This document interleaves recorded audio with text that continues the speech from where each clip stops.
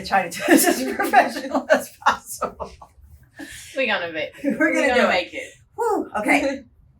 All right. Welcome to Brown's podcast. I'm your host, Janelle Brown, and I am with my very good friend, Lya Bavoil.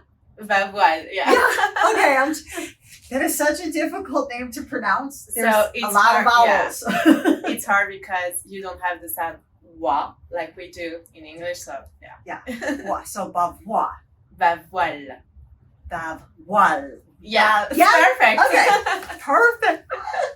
Okay. So you've been, right now, you are ranked number 1 female powerlifter. Yeah, correct. 600 dots, like over 600. You have been on the top since I've known you. We've met. Ooh, it was before COVID. Yeah. 2019, I think. Yeah, right before Yeah. that hit. I remember I was coming into the back area of training, and I see you squatting my equipped max. Raw. I'm like, who is this chickadee? And how have I never seen her before? And you're quiet. You do your thing. You have no spotters. Yeah. The men around you just leave. You just do your work. So let's talk about like why powerlifting? How did you get into powerlifting? So I started powerlifting like it's been 8 years, I think now. Yeah, 8 years ago, and I didn't know anything about powerlifting. I didn't even know that sport existed at first. Like, it was 10 years ago in France. We had like a big boom of fitness industry. Okay. And it was like a big thing, like the first competition of IFBB, like everybody talking about bodybuilding stuff, fitness, and I was like, what is that? And I look at the physique of the girl, like the bikini, and I was like, wow, I want to be like her, like super lean, like a little bit bulky. And That was my same thing. That was what I wanted to do as well. I really love the physique, and so I was like, okay, I started to make my own research, to go to the gym, and there were a coach who told me, oh, you never thought about powerlifting? And I was like, what is that? And so he told me, yeah, it's like a strength sport. Like he told me, like, you are quite strong for a beginner. And I was like, when you don't know what's strong or Right. what is strong, because I was like, I didn't have like a reference point with someone else or whatever. And I said, yeah, well, no, I can try. So I squatted, I benched, and I deadlift for the first time. And I was like, wow, I love it. I want to do that. And he told me everything about the competition. I was like, okay, I really want to compete in powerlifting. So were there any females that you could look up to when you were? So when you when I started to compete, well, I didn't have a competition yet, but it was like maybe 2 or 3 months I was doing powerlifting. And in France, nobody was doing that. Like really, there was only few female and few male. So I was looking at Carola Gara because she was in my weight class in 63 and she was junior, and at that time I was still a junior. So I was looking after her. Like it was, I don't remember if it was European Championship or I think it was World Championship junior that I was looking at. And after I was looking at the Open, so there were Maria Ashti, there were Marisa Inda that I was looking out for, Jennifer Millican, Jennifer Thompson. All the Jennifers. Yeah. I think your name was Jennifer. You were immediately a powerlifter. I was like looking at all those women in open weight class in row because I was not looking for equipped. Right. And I was like, one day I want to share the platform with them. Did you ever think back then, I'm going to be world champion? So I think it's funny because I was like, as soon as I started, I said, I want to be a world champion one day, but you actually never know if it's going to happen. Right. I was just like, okay, this is my dream. This is a goal. I don't know if I'm going to achieve it one day, but will do everything I can to make it. So every day I started to train. Like I was like, okay, what is the first step? I have to be a national champ, and after I have to make the team, Right. the French team, and after I have to do the world championship. So I was like, okay, I have 1 year to train, and I'm gonna be the French champion. So I did it. In 1 year, you went from Yeah. not knowing From power total big at all to being the Yeah. French champion. in a 63 junior. And after I was not a junior anymore, so I competed in open. And I was like, you know what? I'm not sure I can make it yet to the international platform because I'm not a junior anymore and Right. I can't compete with open yet. So I was like, I'm gonna stay a little bit more just national championships and build confidence and everything. So it took me 2 more years, and after I made the first time the French team for Europeans. Okay. Yeah. And then did you feel like, I think some people may think, okay, you're already there, you're at that level, you're at that elite level. Yeah. Is it easier? It's not. It's get harder and harder. It's get harder to get a PR. It's get harder to build a total because you're already there. Like what's everything like 1 kilo? It's 1 kilo. Yes. Those little chips, Yeah. they make the difference. It's not like when you start and you have like 50 kilos in your total in 6 months. Like, Right. you know, it's never gonna happen. And you again. remember that when you're younger, you're like, every week I have a PR, I Yeah. got a new PB. Like it's not the same. And it just get harder and harder, and it's get harder because there is younger people coming, Yeah. there is other countries coming in, so and you have to keep up with all of that. So your coach got you into powerlifting. Yeah. And he had you going into classic lifting, which is raw lifting. Yeah. I know at the time the French team, they did have an equipped team. Were they separate, or was France mostly going to equipped or classic, or is that where the French Federation made the choice with time to just really focus on classic because there is very, very few powerlifting gym in France. Okay. And it's just harder for young people to it costs a lot of money to do equipped, and it's not very practical. You can't train alone, like you have to put someone the suit, Yes. like the You've been with Yeah. me when I train, and Yeah. I need a team of people. So because there is a lot of young generation, and because you can do row, like you just need a gym, like a Yeah. normal gym, or so yeah, they make the choice to really focus on the classic one. And it's definitely it's easier in your pocketbook. Yeah. Like, I mean, the equipped lifting, it really does come out to who can afford the Yeah. equipment, and can you get the equipment, because it's, Yeah, and it's can difficult you- to get it. Can you train in the right gym to do it too? Right. Because like we have a gym that called Fitness Park. Like if you go there, it's like there is not even like powerlifting rack or whatever. And I'm like, how are you gonna do it? Like, it's gonna be terrible. Everybody's gonna look at you like, what's Yeah, what are you doing? Yeah. So bad idea. So you were 20, so you were 22. Yeah. Yeah. And when you started, like, how did you feel? Like there was no one to compare yourself to in France. Like your training partners, did you have any female training partners? So no, I didn't have partners to train with. So I found a little. It was not really powerlifting. It was more weightlifting with gym, but there were some powerlifters there.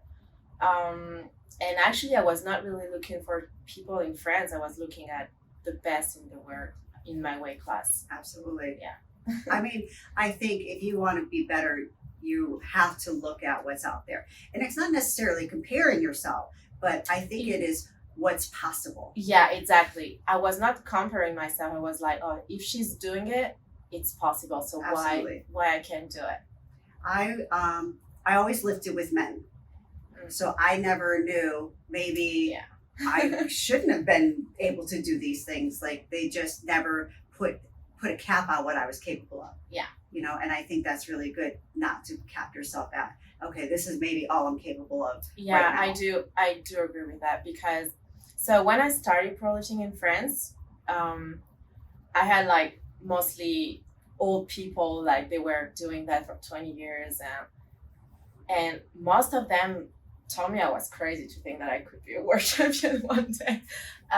And the first thing they told me, it's like, oh, you are looking too American, you are looking to be all the stranger, but they are all on drugs, like this is why they do it, otherwise it's not possible. And I was like, and at some point I started to believe it. I was like, maybe they are right, like it's been 20 years I'm doing that, maybe they know better than me. Right. And I was like, but there is always that thing in me that was, no, maybe it's true, and we can do it. Maybe it's just like those limits that you put in your head, and that actually delay you to do stuff. I think even recently you've had people on social media attack you for that stuff all the time. And it's annoying. It gets annoying because it's getting old at some point. I think like it gets to the point where you're like, how badly do you have to feel about yourself? So I think that some athletes taking drugs, it does exist, like of course in many sports, right? But in high level, I do think it's way less than people think. And I think actually it's like in the medium range that most people are thinking that if they take drugs, they're going to keep up with elite lifters. And I think, it's not right. I always found it to be, if they think you are, you're doing something right. Like, you know what? That's great. But I know you've been tested, and they do urine, they do blood, and they will knock on your door whenever. Yeah. And you just open the door, you're like, okay. Yeah. But you know, there is always people who say, oh yeah, but you know how to miss the test. Like to them, I'm like, okay, whatever. But yeah, I think that will always be, as long as there's sport, there will always be a controversy. Yeah. So, but I feel like in powerlifting, not so much, because it's like you cannot have the choice. There is so many federations. I'm like, if you want to take drugs, you can go in a untested federation. And I'm like, why I would take drugs, compete like in tested federation, take the risk of everything? And I'm like, doesn't make sense. It absolutely makes no sense. It doesn't make sense. And you are on top. You are the number one female to look at. They are all over you. Like there's no doubt that they're not watching you, and they see what you're doing. So, what were you an athlete before powerlifting? I was not.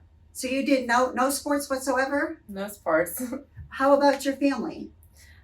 So my dad was a military, so he was not like a high profile athlete, but like a good athlete, like to be in the army. And my mom actually was a high profile athlete in France. She was doing 100 meters race. Okay. But she had to stop because of health issues. But yeah, she was really into sport. She was really, really good. So I'm assuming. I think I have good genes. Yeah. I do think that there's something to be said for having good genes. I do think that you can be an athlete on your own accord, but having the genetic capability of, to move you maybe a little bit farther than you could be on, without that. Yeah. I think there is a huge component of genetics in sports for sure. If you want to be elite, I think you can still be better and everything, whatever your genetics, but I think it's true that when you see all the gymnastics, they all have the same type of body. Yes. When you look, it's different with powerlifter because we have weight class and everything, but you could tell like a great deadlifter. You are a great deadlifter.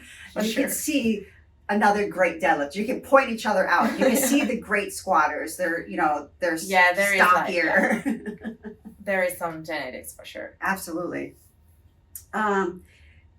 So your mental toughness, we've talked about this ourselves when we're in our training room and Yeah. we talk about stuff. How do you get to the point where, I saw it the other day, you had a tough session. You do your work. You always do your work. You Yeah. get through it. But how do you get yourself to the point where like, that was awful, but I still have more sets to do. Still need to get through that.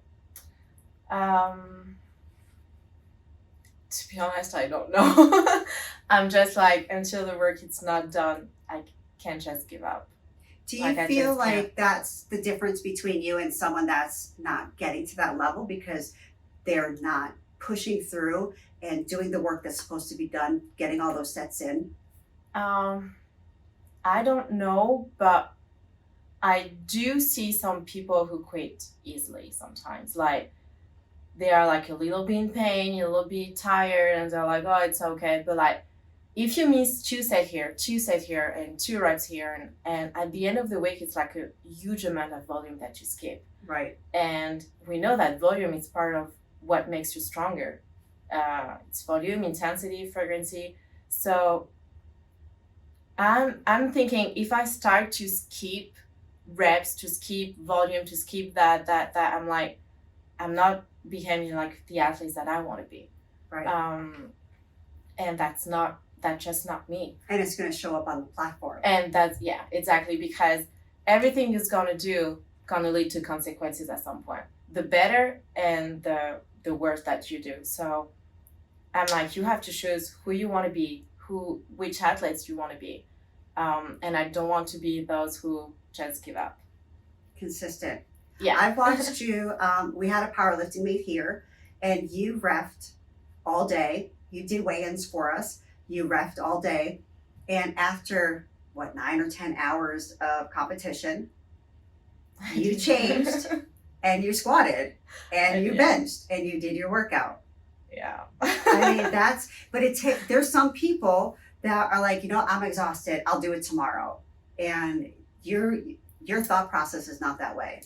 Not at all. I have that discipline that when I have to do something and it's right on paper, I have just my mind like, you have to do it. So whatever. You have a little bit of OCD, like if it's on paper, it's in the plan, I have to do this. Yeah. Okay. I'm really. So the notes for your coaches, if they literally want something done, all they have to do is like, Lya, blah, blah, blah. And no matter what it is, you're going to do it. Yeah, I think I see a lot of athletes, Jim and I talked about it a couple weeks ago, where they come to us and they don't know what's wrong. I'm not mentally with it. I just don't feel it today. And I don't know how to help with that. Mm. That's something that's very difficult. It's either like you have that drive. I think it depends of the athletes. For example, I know me, and if I really say I'm in pain or I'm really too exhausted, it's like I really reach that point that I can't. And I won't skip my session. I will just do it another day. I'll split the volume differently. But there is just those athletes, it's going to happen every day. Right. So I think you have to do the difference between those who are like, okay, if you tell me or she tells me that, it's like maybe okay. But the other one, you have to go like, no way. It's been like this last week and last week and last week. Yeah, and you see it. It's their consistency of not wanting to do, and then you feel like, well, maybe this isn't what you really want. Yeah, so I think it's important for the person to be aligned with their goals. Mm. Like, I don't know. For example, if a guy told me I want to bench 200 kilos, okay, maybe you should start to train 3 times a week and after 4 times a week and 5 times a week you bench, because we know frequency it's a important component for bench. But they told me, oh yeah, but I don't have time, I don't have blah blah, and I'm like, okay, so you don't really want to bench 200. Right. Like at some point you have a goal and you have to do everything towards this goal. Otherwise it's like you have to put your goals like a little bit more down, lower. Yeah. Yeah, I think you're 100%. I think if you have a goal set and you're not doing everything in your power to reach that goal, You don't really want it. exactly. Or you just want it's magic. Well, It's gonna yeah, happen but like if it was magic, everybody would be doing it. Yeah. There'd be Lyas all over the place. So you've been open about autism, Yeah, and how it's affected you, and you found out later that you yeah. I had. was already 22 years old when I found out. So was there some things that were happening? Were there stresses in your life that you're like, what's going on? Why am I feeling this way? Or how did that come about? I was what you will call like a weirdo when I was a kid. You were a weirdo. Yeah. Like Girl. like I was very savage. I didn't really talk to people. Like you were talking to me and I was looking at you and saying nothing. Yeah, it was a little bit weird. So, well, my parents saw that my behavior was way different from other kids. And at that time, the doctor said I was precocious. So, and with time it will get better. And, Right. but I think that's a when- word that they always used back then. Yeah, Yeah, okay. quite a bit. And when I arrived at around 20 years old, and I was like, there is something wrong with me. Like there is stuff that everybody is capable to do, and I'm not. Like doing grocery shopping, I was not capable to go alone. I had Was it anxiety? Nerves? Yeah, it was. So it was the fact that I didn't know the shop. That if I needed or didn't find something, I would totally lose control, and I was not able to ask for it. Okay. That there were too much noise, too much people, and it's like if my brain was too much and it couldn't handle it, and it just like shut off suddenly, and I like can't talk, can't walk, can't do anything. That's terrifying. Yeah, a little bit. And there were like a lot of stuff of every day that I was not able to do, like answer the phone. I was like, it's funny when I think about it now, but like I was in my parents' house, the phone was ringing, and my dad or my mom was in another room, and they were like, Priscilla, well, my real name is Priscilla. Priscilla, I take the phone, and I was like, no. So I let it ring because I didn't know who was calling, so I didn't know what to say, and I'm like, and it was totally freaking me out. Were you, this is in your 20s, right? Yeah. I'm assuming you're in university at this time. Yeah. Actually, I was even already a teacher. You were? Okay. Yeah. And this That's is quite how the field to go into, teaching. Yeah. When so you're having some anxiety. this is I do like kids. So because kids, it's so easy to talk with them. They have no filter. You're right. What they think, they tell you. You don't have to think like, this is really what he wanted to say. He's trying to tell me another thing. Like there is no filter.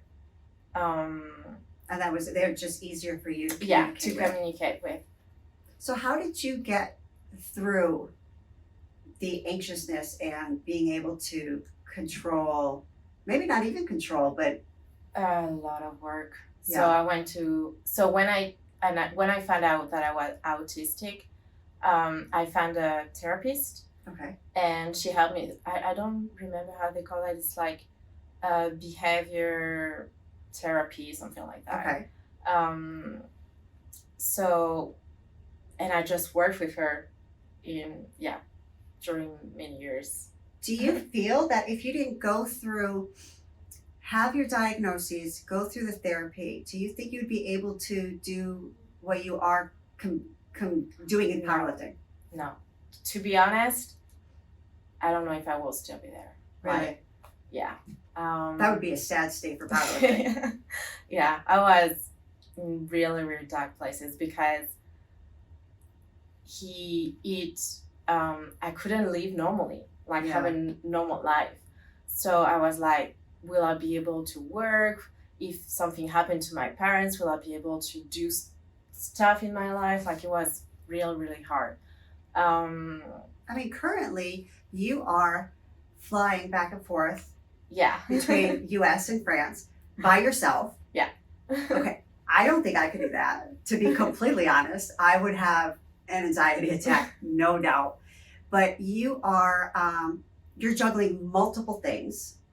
So let's talk about SBD. Yeah. SBD France. So this is something that was about the last maybe year in the making. Yeah, so it's not even a year because we started in November. Okay. Oh wow. November. It's not so long time ago. Yeah, but it goes by like that. Yeah, it seems ages right now. So you've been working on that. So SBD is probably the biggest company in Yeah. powerlifting right now. I mean, there's no doubt they are doing amazing things. They have so many things out there, and it's difficult to get their equipment. Like we were talking about getting Yeah. equipment for equipped lifters, getting belts, and Yeah. is unbelievable. But every country has their own representative for SBD? So it's a goal for SBD to have each big country have a SBD of the country. Yeah. So if you need powerlifting equipment in France, It's SBD France. Yes. Yeah. So they will deal with you and your company. That's amazing. Yeah, we are three in the company, and it was a huge opportunity that SBD offered us. So we are like really, really happy with it. Absolutely. I mean, they have. Plus, you've been a supporter of SBD. They've been a supporter of yours. Yeah. So it was my first sponsor. They were the first to believe in me and like to give me cash every month and the equipment for free, and it's weird to say that, but I just love them. Well, why not? Yeah. I mean, they gave you the opportunity to prove yourself. Yeah, it's because now I know the people who work in it, and it's like such a big family. Right. And it's just the same values. Like, we want to give to the sport the best, to do the best for the sport, and we are really loyal, really like. I do know all that. this. SBD, they are loyal. And I know grassroots lifters, the people that are the local level lifters, may never get onto the national stage, may never go to a world championship, but they need to have SBD singlets. They need SBD belts. Like that's like they feel that they are part of that family when they have that equipment on. So I mean that's a lot of because of you guys, the top lifters. Yeah, the top lifters. They made a really good job of picking the lifters they are working with too. Because not every elite athletes are SBD athletes. Right. And they don't only see, what I love about them, they don't only see your performance. They see who you are too. They are watching what you post on Instagram, what are your values, what you are rooting for and everything. So I'm like, yeah, I really like that mindset. You can have, and I won't throw any names out there, but you can have an unbelievable competitor and they are just not a good person. Yeah. And I don't think any company wants that to be a representative of them. So I think handpicking their athletes to make sure that their values correlate with their own is something that's really important. And I think that's something that these people that are coming up in the sport need to watch. Like watch what you're saying on social media, because other companies are watching. If you want a sponsorship, they're not going to sponsor you if your values don't line up with theirs. And that's true. Yeah, that's important. Okay, let's talk about silent worker. Yeah. Because I just love the idea. How did you come up with the name? So it's not me, actually. It's my best friend, Pana.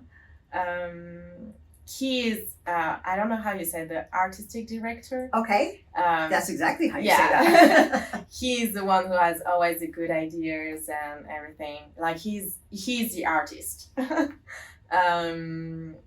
So it's him actually. So you guys have. So it just started with 3 people at first. Okay. Him, his girlfriend, who is my best friend too, Anissa, and Corentin Clément, who is a good friend too, and I came after later. But they have an amazing person that's wearing silent worker, and now again, all these young lifters are looking. They're like, "Hey, Lya's wearing that. Apparently I need to have that now." So in yeah. France, it's a huge thing, silent worker now, and when we look at it, we're like, "Wow!" I think we don't realize yet. I think there's a lot of things that you are doing in your personal life and in competition that maybe you're not seeing yet because you are so young and you're in the middle of it. Yeah. But watching from the outside, and I'm watching you grow in just the last couple of years, it's fun to watch because you're really becoming, shall I say, one of the greatest of all time. Oh, I mean, oh my God, children saying that, but it's true. Like you're putting yourself out there, and you're doing these things, and you're creating something that, especially women, want to be a part of. So that's pretty cool. They want to. What's Lya wearing? What kind of shoes Lya's got on? So you're saying it is doing really well in France. Yeah. But how do we get it here? So we ship in USA, but it's true that it costs quite a bit with the shipments plus the taxes. So at some point we were talking about doing it here and have retailers here, and it's something we want to work on. But yeah, it just going to need time and organization for sure. That's definitely. But it's something we want to do. Is that something that you're still back and forth between here, like when you're going back home to France? Yeah. You still have a lot on your plate there, and so that's got to be difficult. So my work is mostly on my computer because I'm the one managing the most of the organization and the events and social media. So I can kind of do it from my computer and my phone. But for some events and some stuff, I need to be there in France. So that's why I'm still going back and forth. Yeah. Do you feel like United States is definitely a second home now? Like, do you feel like home when? Because I know, like I message you. I'm like, when are you coming home? I do feel it's like my second home now.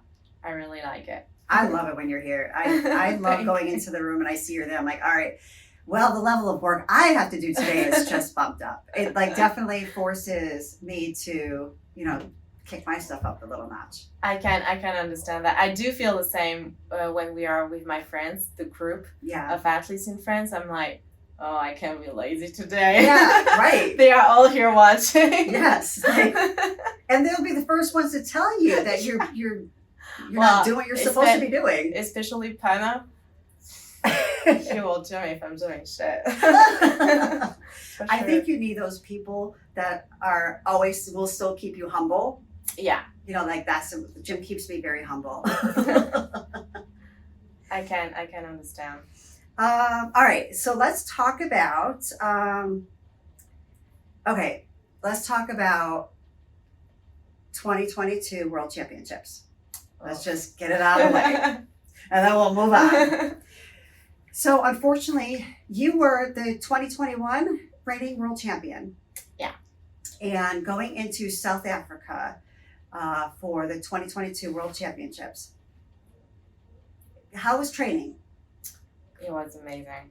Great training cycle. Yeah, it was one of my best periods training-wise. I was feeling super duper strong. The flight down to South Africa, no issues? Yeah, no issues with the flight and anything. Like, it's really, I was supposed to compete Wednesday, and I think we arrived maybe Friday. Oh, so you had plenty of time. Yeah, I had time a little bit. But I just started to feel sick. And at first I was just like, oh, this is the air conditioning because there were air conditionings on the plane during 10 hours. Right. They were, and in South Africa, it was winter because this is the South Pole. Okay, because it was in June, right? Yeah, it was in June. So for us, it was summer, but for them, it was winter. But it's a nice winter. It's like during the night, it was like between 0 and 10 degrees. Okay. And during the day, it was 10, 20 degrees. So it's not that bad. Right. But we're talking Celsius, not Fahrenheit. Yeah. But they put air conditioning everywhere. So 20 it's cool, but 20 with air conditioning is not cool. Yeah. So I was a little bit freezing and I was starting to feel a little bit sick and I was like, oh, maybe it's just the air conditioning. It's not, I hope it's going to be okay. Right. So I do a wake up. So I was around 66 kilos when I started my wake up. And a little bit more was 66.5, I think. Yeah, 66.5. Okay. And the day before, or 2 days before, I don't remember, I speak with, I do the speaker with King as a lead for the 52 female. And I was freezing. I was feeling super cold. I was like this. I was like, oh, I hope I don't get sick. I don't get sick. And the day before the meet, I wake up at 65 kilos. I'm like, oh, that's pretty cool. Yeah. Like, it's going to be an easy cut to make 63. And is that normal? Yeah. Okay. Yeah, pretty normal. So right now we're normal. Okay. And I do my day. I still drink a little bit. And I talked to my best friend. I said, you know what? It's weird because I don't pee like I should too. Because normally you evacuate. I have no salt. I don't pee. I feel bloated. Once you feel bloated. I went back to so it was 10 p.m. We went back after Pana's. It was Pana's. What is the name? Competition. So I came back to the hotel around 10 p.m. I was like 67.5. I was like, no way. No way. So I started to do I didn't know this part of the story. So I started to do hot bath until like 4 a.m. in the morning. I did cut back to 65. And I was like, I told my best friend, you know what, I just gonna sleep a little bit because my weigh-in was around, I think it was maybe 11 or 1 p.m. No, it was 1 p.m. So I was like, I will have a little bit of time to still cut on the morning. But like right now I need to sleep. Yes. So I sleep, and I wake up around 65 when I slept. Because I went to sleep around 65.5. So I wake up at 65. So you woke back up at the weight you were the day before, 65. Yeah. Okay. So I started panicking. Well, yeah. Like, totally panicking because I was like, I have 2 kilos left. It was maybe 9 a.m. and I have like so much time to do it. And you still have no food. Yeah. And you're and most likely dehydrated. And to be honest, I think I could have made weight. But the problem is I let too much people in. Like they were my best friend and another guy and another guy and another guy that trying to help, each giving their advice and blah blah, you know. And me started to panicking and I think once that happened. And I missed for once 300 grams. 300 grams. Yeah. I mean, I think once you start panicking, it makes it worse. And then trying to get information from everyone else. And maybe if you listen to all of one person, that might have helped. But so if I have to do it again today, I will stay along with my best friend and she will have forced me to stay on the hot bath, even if I didn't want to. Right. And is that something that's worked for you in the past? Sorry? The hot baths, has that worked for you in the past? Yeah. Is that what is the closest you've come to making weight? Like, have you been right on 63? Yeah, 63.0. Yeah, I've done that. That's like, whoo, get off the scale. I made it. Exactly. Yeah. All right, so let's talk about, I remember seeing a picture of you. You took a picture, and it took a little while for you to actually post something, because that's hard. I mean, there's a couple of reasons of why you don't want to talk about it. Number one, like, you're disappointed in yourself. Yeah. And, you know, you really don't want to misrepresent your sponsors. Like, there's a lot of people. Yeah, so that's I didn't finish about that, but just because I was telling that I was getting thick, and I knew when I come back to France that I had COVID, so I think it just totally messed up with my body weight and my water So you retention. did have COVID. Yeah. Okay. That's why I lost a lot of weight. A lot of weight. That's right. I remember when you came back. I lost. So, funny enough, I was weighing 63 kilos after COVID. Yay! I made weight. So I actually lost 3 kilo, 4 kilos. That's a lot. That's a lot of weight. Yeah, and I had to deal with headache during a few weeks. It was terrible. Even if you made weight, say you were able to dump that last 300 grams. Yeah. I don't know if your performance would have been something that you would have been happy about. I don't think so. It was bad. It was really bad. Like, I barely slept. I didn't drink or have food like almost 24 hours. Like, it was bad. Yeah, and that's something that we're not going to revisit. Yeah. You have decided to go up to the 69s. Yeah. But you're not a full 69. No, I'm not. So are you around 66? 66, 67, my heaviest. Yeah. And how do you feel here? I'm trying to get used to it. It's weird because I have to say that I'm feeling heavy and I'm still not really comfortable with it. Yeah. But I think it's more so psychological than anything. 100%. Yeah. Anytime you move up a weight class, you have all those feelings. And I hate to blame it on that we're women, but I mean, we are women like that. I think men don't deal with that at all when they move a weight class. You know, like, since I'm a kid, you hear everywhere we have to be skinny. If you do 70 kilos, it's like you are heavy. Yeah. All that shit. So at some point, it just stay in your mind, even if it's bullshit. Like, you just stay here and you have to fight against it. Like, and it doesn't matter what the weight is. Yeah. Because I have the same issue. And I can look at myself and I can pick myself apart and not be happy about things. And I'm sure you do the same thing. But there's nothing wrong with us. Yeah.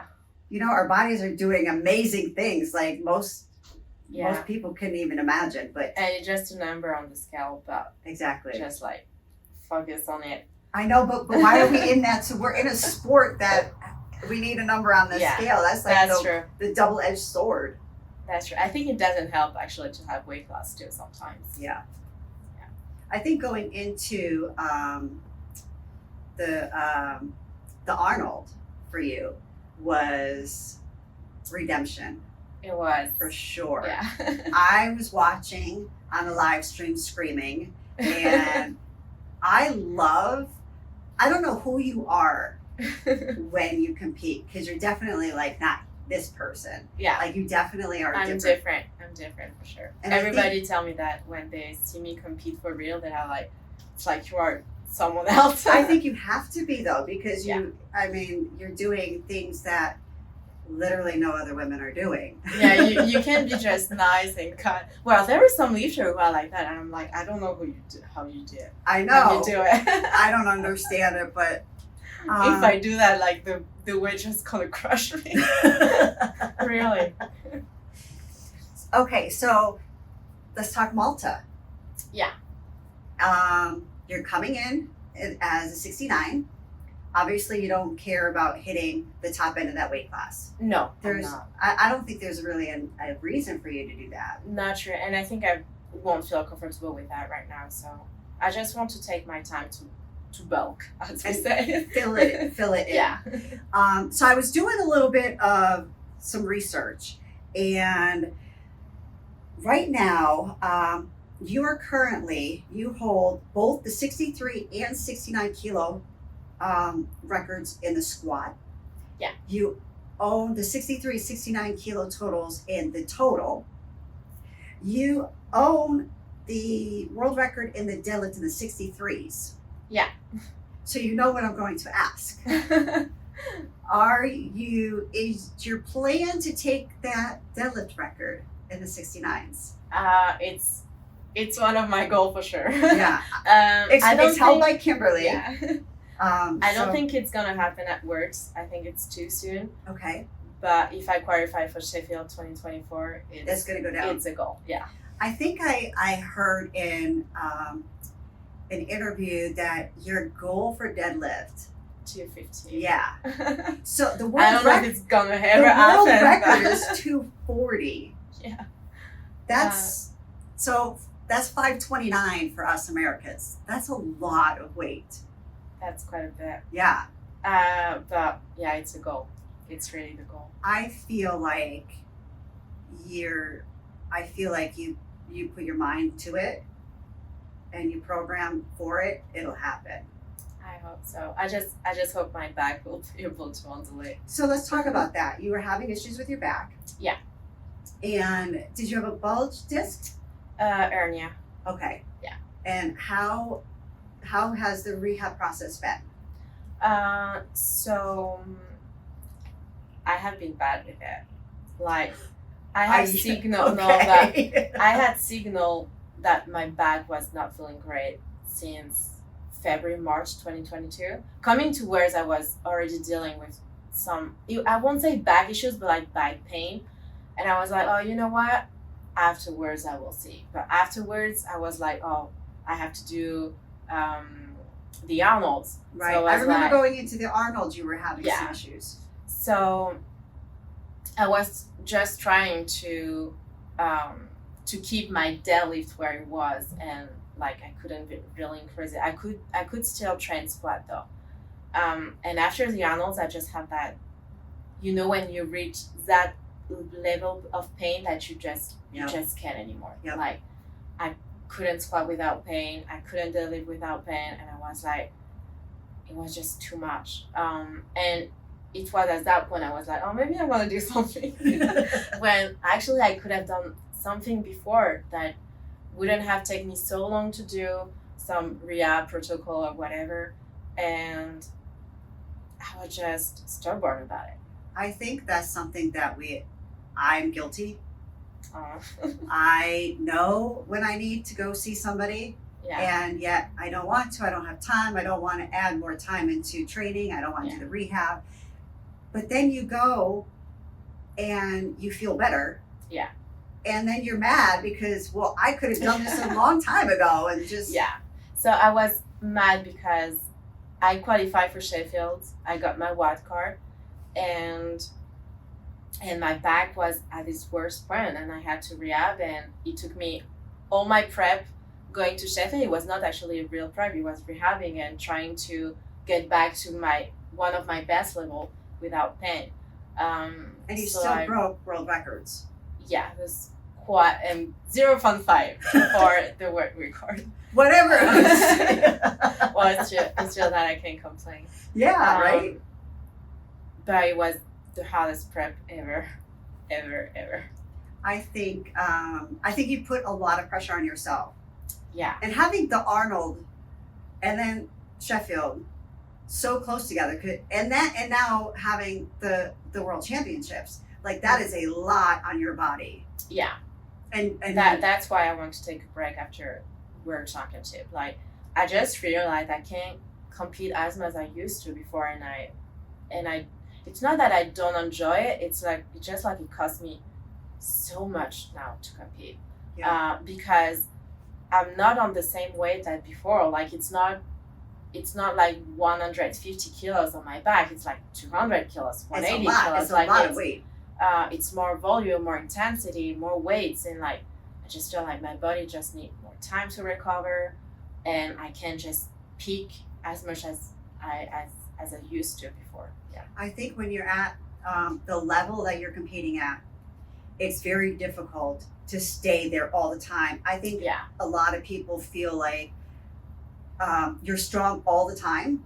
I'm not. And I mean, you can't. Like, that's, you're going to get injured at some point, and Yeah. it's going to happen. But so you'll do the World Championships, and would you have to qualify? So are you thinking maybe not do another competition till Sheffield next year? Would that be the goal? So I hope if I win World to When you win. like to qualify for Sheffield 2024, and normally I'm supposed to do nationals and the Europeans. Okay. Um, To qualify for the Worlds for next year. Correct? so normally I wouldn't have to, because if I make Worlds, I should qualify automatically for Okay. next competition. But French Federation can be worse sometimes, and I know they're gonna and that's a problem too. It's now that I'm that high profile athlete, they want me to compete on girl power in nationals and this and that, and I'm like, and you know what, they just say, oh, you just do a SBD or PA. I'm like, even a SBD or PA, if I compete, I just don't want to compete for a SBD or PA. I want to compete for real. Right. So I do it or I don't. And I'm like, I'm not feeling like doing nationals and European this year, because I have been with a lot. Last year I did like the Arnold's, where I didn't do it, and I did nationals already. And after I had Sheffield, and I just want a break. Like, You need a break. But it's hard for them to understand, because, for example, when I pull out from Europeans, and I pull out for the girl power, he was like totally mad at me, and I was like, well, it's my health, my mental health, and my physical health depends on it. I just can't compete when you want. I don't think your body is capable of that. Yeah. It's if your body's not breaking down, mentally you're going to start breaking down. Yeah. And that's doesn't do anybody any good, especially you, because then what you're doing to have fun and your hobby, you can't do anymore. So what do you do without power? Like, you want to take a break. What do you think you're going to do? Like, I still gonna do. You're still going to lift. Yeah, I still gonna lift and everything. I just don't want to peak for another meal right now. Just want to like take time to build total, take time to more rehab, and just take care of me. Yeah, just get some sleep and and not stressing again for a new competition. Right. Let's talk about, I'm going to try to say it. La force des mots. Yeah. Is that good? Yeah, it is. So when I did the translation, the strength of evil, is that what it comes? Yeah, it's not evil. You would say the strength of pain. The strength of pain. Yeah. So this is the her new book that she's written, and I need this book. We need to have this printed in English. I'm working on it to have the ebook in I'm English excited. version. Yeah. So tell us a little bit about what it's about and what made you decide it's time for me to write a book. So it's not really me, actually. So I'm working with an agent that manages athletes in France, and I love to write. Like, this is really my thing, to write. And he was like, why you don't write a book? And I was like, me writing a book, like, I'm not a writer. And he just gave me that challenge to write my own book, and I was like, okay, why not? So I started to work on it like last year, like January, February, and it was published in November. It has been a challenge. Yeah. So it talks about me essentially and my career. It's not really my career. It's like very just a 1 or 2 chapter, but it's more so about my life, autism, the challenge I had in my life that helped me to be stronger in my sport. How everything helped me to to be who I am in my sport. I think that there's so many things that we go through in life that at the time seem horrific, or we don't understand how we're going to get through it, but we will come out the other side learning so much more about ourselves. Yeah. And it does us such a greater good for the person that we're going to be for later in life. Yeah, so I'm just like, it was really like a game between words, because strains, pain. Yeah. And I really think that in everything we have in your life, like all the pain you can, it's still useful. I agree 100%. Let's go. Oh, this is a good one. What do you do like pre and post competition? Like, do you have different rituals like before you compete? I do before I compete, for sure. Do you want to share them? So I used to cut weight. Now it might be different because I don't know how to deal with it. Because you don't have to cut weight. I don't have to cut weight. But for the moment, this is everything I have done so far. So yeah, I'm like water loading. And after I water loading, like salt, and after I do a food mass, I'm just eating like M&M's, cookies, popcorn. Yeah, this is my pre-competition. Well, I know how you are with candy because I love you candies. brought me so much candy. And I gotta say, your candy from France does not taste like our candy here. No, It it's is totally different. completely different. It's so much better. Really? Yes. I don't know what America is doing with our candy, but we're screwing it up. Yeah, it's true that we have nice candies. Yeah. So after you compete, what are there things that you do to celebrate? Reward yourself? We go to the restaurant with my friends. That's all we do. Like, So you're like just I'm a foodie. Yeah, So, I know that. Like I'm a we've foodie. been out to dinner together, and when you ask her if she wants something, she's going to say yes. But I love that because most girls, they're like, no, I'm fine. No, you're like, no, I want to eat. I eat quite a bit. I love to eat. So yeah, it's mostly gonna be foodie. Yeah. A lot. How about what are your goals for powerlifting? Like, what do you want your legacy to be? I think I want people to remind me for who I am, and not for what I did for the sport, but not only. It's funny because King of the Lift, it's one of his podcasts, asked me that question, and I was like, I just want to be remembered like a kind person. That for sure you will be. I hope so. For sure. But And it's okay. after, I think, I hope that it will show little girls that they are capable that much more, and to have better relationship with their body, with their strength, to not be afraid to go to the gym, to lift heavy, and that they will be able to answer when a guy told her something, and she won't be scared of it. What is one thing, I love this question. What is one thing that you would love to be able to go and tell your younger self? I think I would tell myself it's gonna be okay. Yeah. Yeah. It's gonna be okay. I'm sure going through some of the things that you went through, you didn't think it was because... Yeah, I was. So I don't know, we have an expression in French, it's like, when I was a kid, there were no really hope or like lights at the end of the road. Like I couldn't see it. So I think just having someone tell me it's gonna be okay, I will just have that little hope that I needed. That's awesome. I love that. How do you cope with the haters? Giving them love. You do. I have seen some. No, actually, I or I don't. I'm like, oh, it doesn't worth it, so I just silence, or I just make fun of it.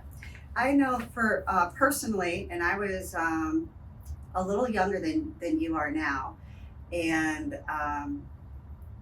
it was another local male trainer, and he was telling all of the his female clients that I had ruined my body. And and it was just so weird. Like, why are these women coming up and saying, well, blah blah blah, is saying you ruined your body? And I'm like, and it bothered me. Like, I can't understand. like, how did I ruin myself? Like, I don't understand. Oh, I have to tell you a story after. Here I am 25 years later. I'm like, I don't think I ruined my body. I think I've done okay. You did a great job. Sure. Like, it was just, but the opinion of those people weighs on you, even though you don't want it to, and you have your own perception of who you are and who you want to be, but that just still hurt. Like, so tell me your story. Well, me doesn't hurt anymore because I'm like, I don't give a shit. And that's like really. And that's the best place to be. Yeah, the person I need to like to, it's me, myself, right, and my boyfriend, of course. That's it. After, if you don't like my boyfriend, I don't care. Do you really care what your boyfriend thinks, though? Actually, a little bit. Not all the time, a little bit. Sometimes. Sometimes. I always tell. It depends if I have my period or not. If I have my period, you have to tell me I'm beautiful. You're always beautiful. That's so funny. All right, so let's talk about that. I remember at one time, I swear it was like every competition I went to, I had my period. Like, I feel what the hell? I feel like all women would feel that. How do you deal with that? I mean, you just deal with it. Yeah, you don't really have a choice. No. Like, except if you are on pill. Yeah. I know you can't stop it. Like, if you continue to take it. I don't have anything. I don't take pills. I don't have a DU. I don't know how you call it. The cover that you put inside you. Okay. Yep. Yeah. I don't know the name of it in English, but I say ID. No. I think IUD. IUD. Yep. Oh. Okay. I don't think you need. I was always brought up. My mom she was just like, you got it. It is what it is. Deal with it. Like, you're gonna have it for a long time, and like there was no getting out of school. There was no getting out of gym class. It was like you just did it. Yeah. But I think I don't think manipulating it is a great way. I think it is what it is. I don't think it's a great idea either, to be honest. I just know that I'm more tired when I have. It's not actually when I have them. It's more so the week before. Yeah. So it can impact my training because I'm gonna feel more tired. Everything's gonna feel heavier. Does it like you have? Does it bother your weight? Like, does your weight a go little up? bit? Yeah. Yeah. 1.5 kilos. Yeah. So I know when I cut, I have to manage it because you have to accommodate for that. It can happen. Great. Yeah. See, men have no idea the stuff that goes into everything regarding and mentally being prepared for that too. Like, and some girls, they have a lot of pain. I was lucky. I never had, pain. Yeah, I'm lucky too. I don't have a lot of pain. So. I think that's something with us working through it too. You just do it. You still have to train, so you just do what you got to do. I think exactly. I mean, we went there. What do you feel like is the future of powerlifting? I mean, the glass ceiling's been broken so many times. So I think in the next 5 years, in most weight class, it's going to be harder to break the world record. I think it's going to be so high for a while that, like, if you break it for 0.5, it's going to be something huge. Yeah. I think most of the world record is going to stand for a while too.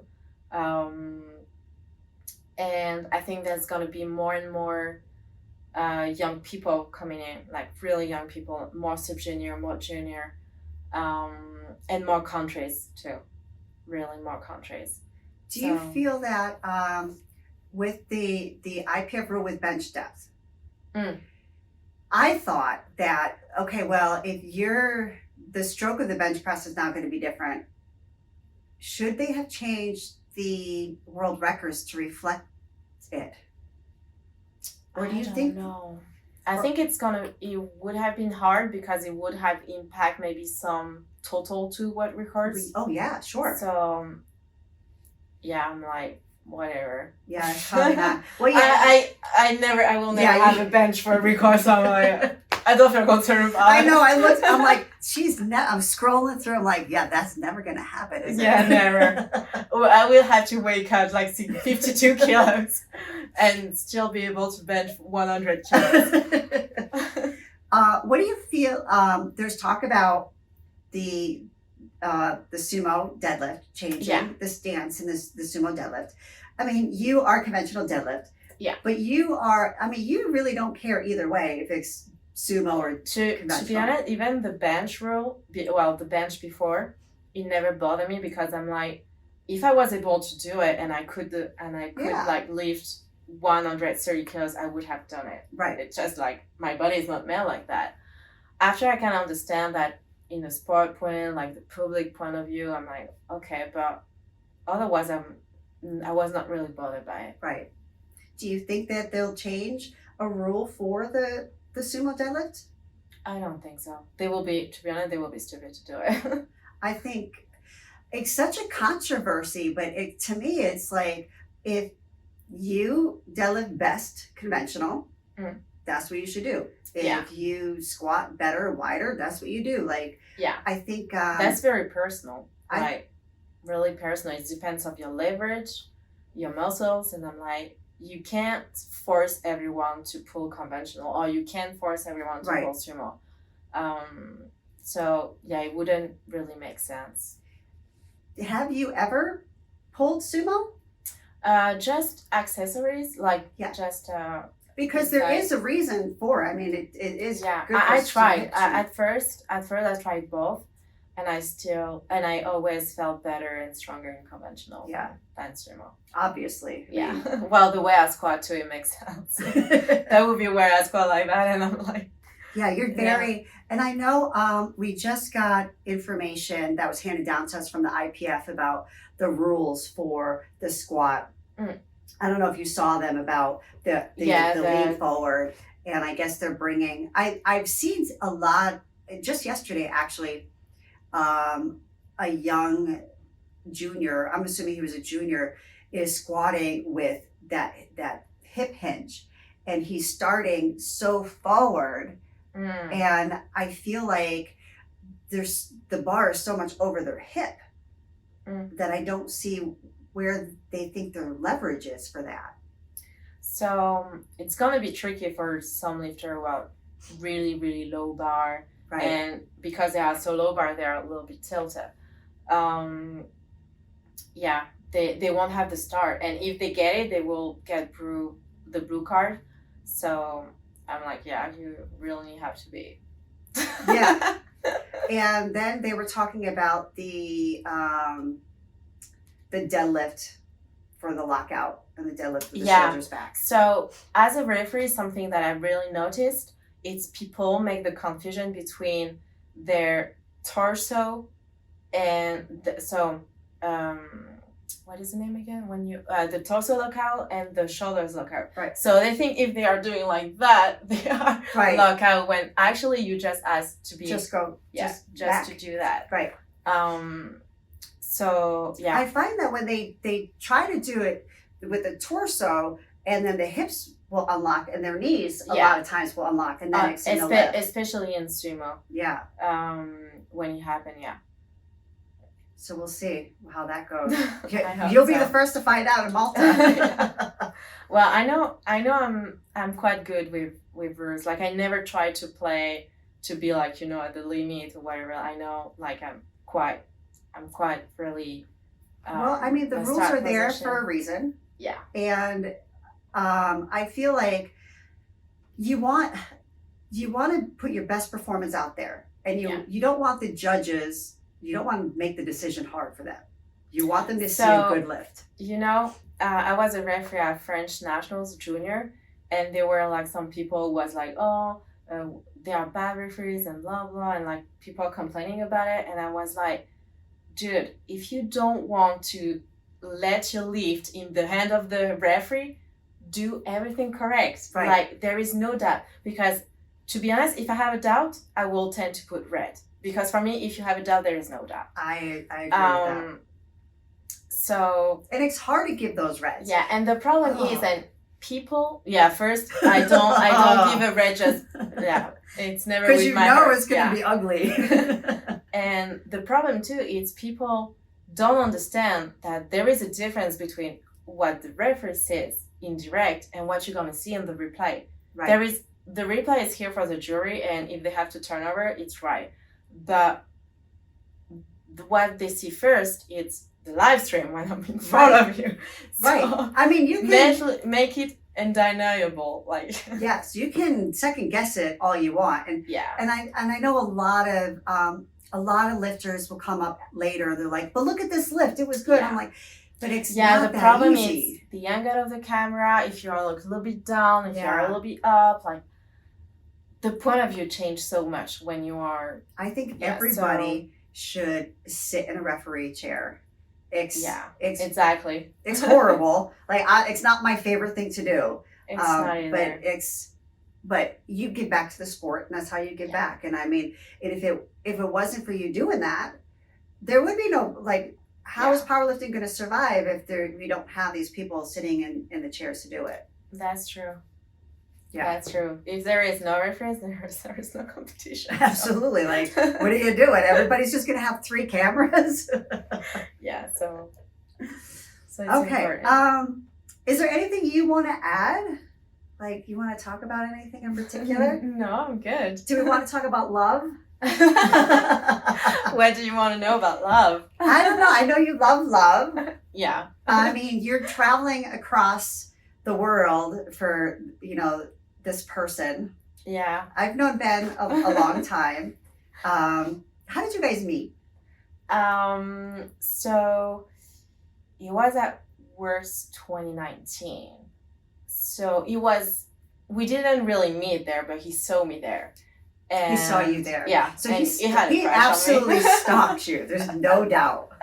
So he had a crush on me. You can say whatever you want because he can't deny it. That's true.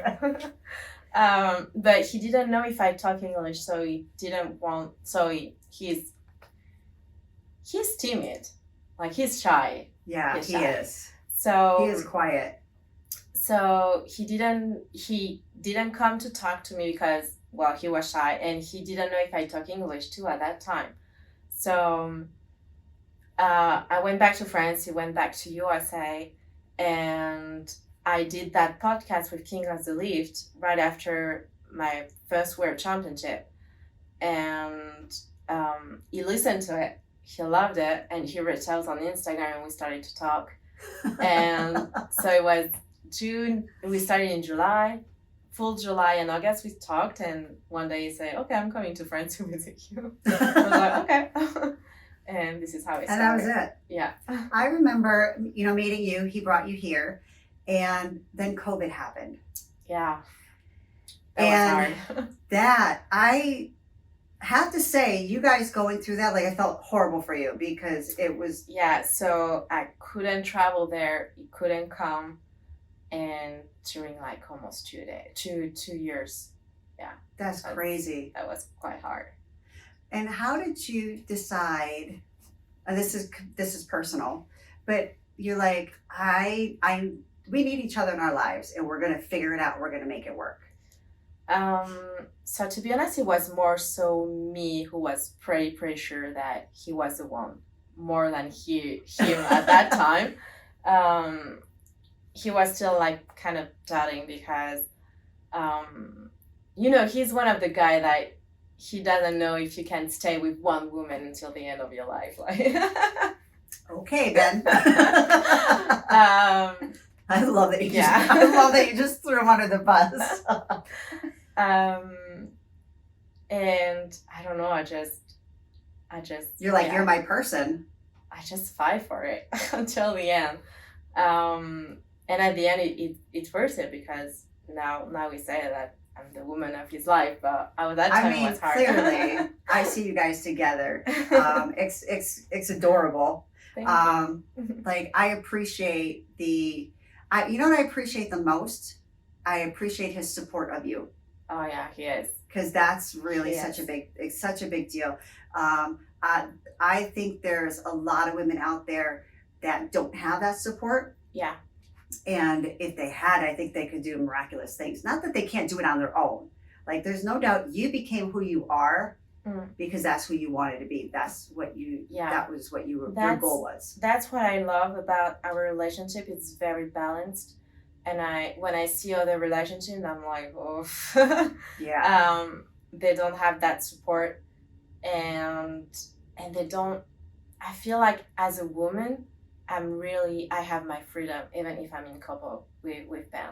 He let me that freedom. He let me to be the woman that I want to be, and not trying to control me, or oh no, you're not able to wear that, or you're not able to do that, or no, you can't talk to that man, or not at all. Like he let me do what I want to do. Yes. And of course I still show respect for him and everything, but I think you need that as a woman. And I'm very independent, so if I would have that man that trying to, would never work. Yeah, that would never work. Do you think you, without going through the behavior therapy, do you think you would be this person you are today in that independence? So. I don't think so. So whatever they did for you, and do you still talk to this your therapist? When I really feel the need to. Yeah. It's been a while right now that I didn't talk to her, but if I really feel the need to, I know I reach out. But you have that open door. Listen, yeah. I'm having a problem with something or an issue with something, and and she's gonna she helped me too a lot with Ben, because I didn't understand people in general, and I didn't understand the world, how it works. Right. So she helped me a lot to understand all of that too. So your parents, so how do they feel about you with powerlifting? And it was hard at first because they thought I was doing bodybuilding, and like I would be like like the bodybuilders. And, yeah, they're like, oh no. Yeah, they were a little bit scared. And yeah, they were not really supportive at first, but when I did my first nationals, they realized what it was, and since then they support me 100%. So you're just naturally strong, naturally gifted. I think so. I mean, to a certain extent, but I know your work ethic. I know you in the gym. I know when you're not feeling it, but you still do it. Yeah. Like there's so many. I know that you will Uber here. You don't have a ride. Like there's things that you do to make sure that you get in your work and you do everything that needs to be done.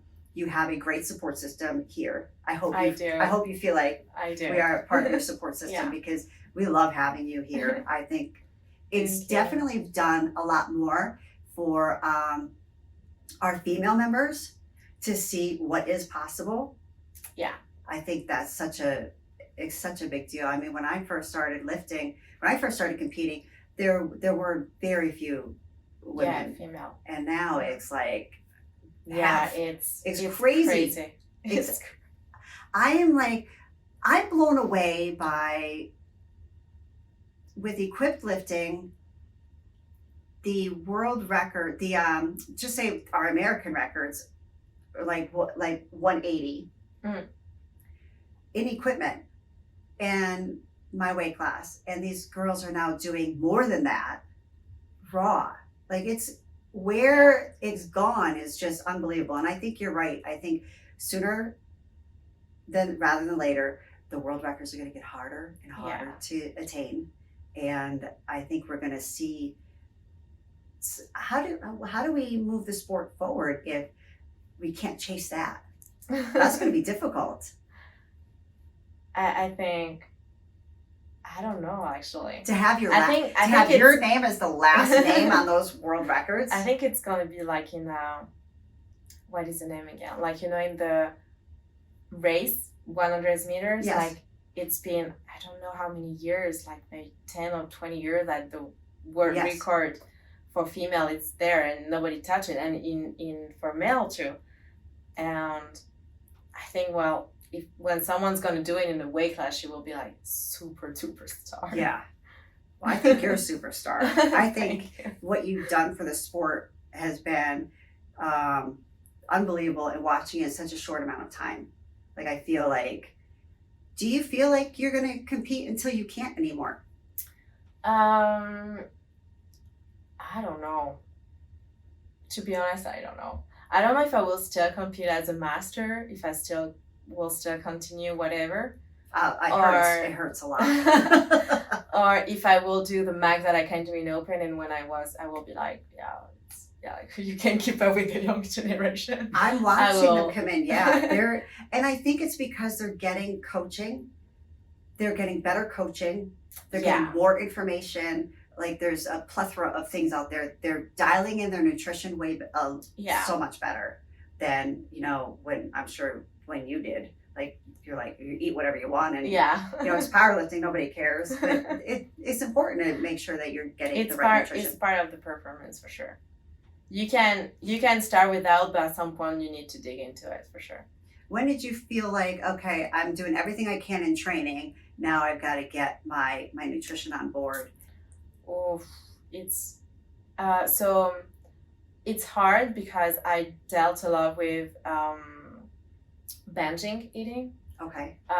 So nutrition for me always has been hard, but I'm getting better and I'm really proud of it.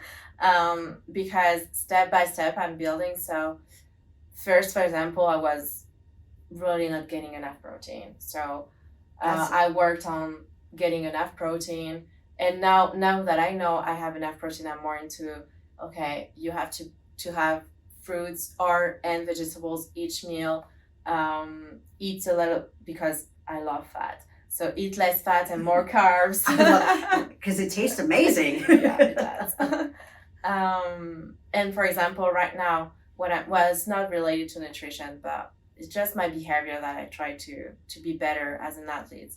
I'm walking every day. Before I was not walking, I was just doing my training and that's it, and sitting all day with work.